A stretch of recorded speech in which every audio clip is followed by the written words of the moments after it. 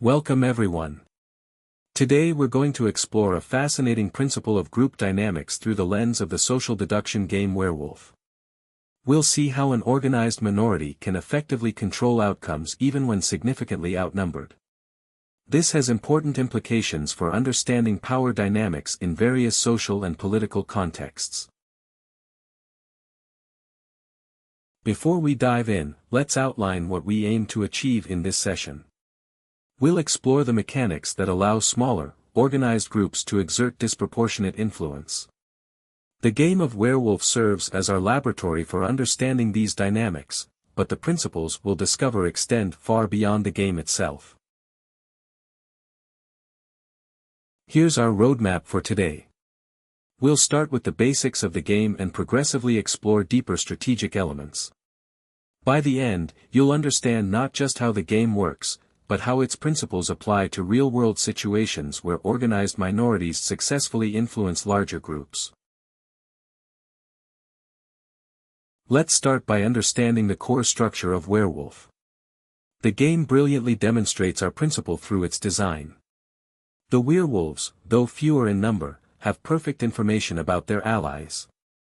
The villagers, despite being the majority, must operate in uncertainty.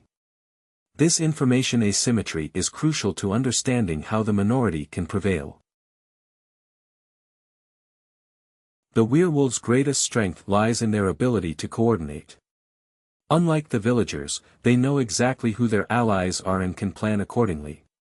This allows them to create consistent narratives, support each other's alibis, and strategically direct suspicion away from themselves. Think of it as a small team with perfect communication versus a larger group of individuals who can't be sure who to trust. The villagers face a classic coordination problem. Without knowing who to trust, they struggle to form effective voting blocks. This uncertainty creates what we call majority paralysis, where having more numbers actually becomes a disadvantage because it's harder to reach consensus. The werewolves expertly exploit this confusion, often encouraging discord among villagers. The werewolves' voting strategy is fascinating. As a unified bloc, their votes carry significant weight, especially as the game progresses and the population decreases. They might even strategically sacrifice one of their own to maintain credibility, a short-term loss for long-term control. This demonstrates how a coordinated minority can effectively leverage voting systems. However, the werewolves' position isn't invulnerable. Under pressure, they might make mistakes or turn on each other. Smart villagers can spot inconsistencies in their stories or notice patterns in their voting behavior. This shows that even well-organized minorities can be defeated if the majority learns to coordinate effectively. The principles we've explored through Werewolf have remarkable parallels in real-world scenarios. Think about how small, well-organized political groups can influence larger populations, or how minority shareholders can affect corporate decisions. The key lessons about information advantage, coordination, and strategic action apply across many contexts.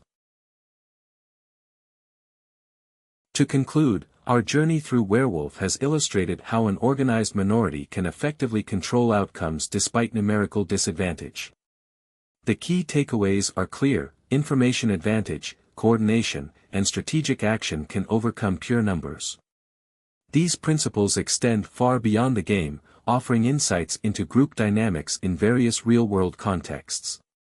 Remember, it's not always about how many you have on your side, but how well you can organize and utilize your resources.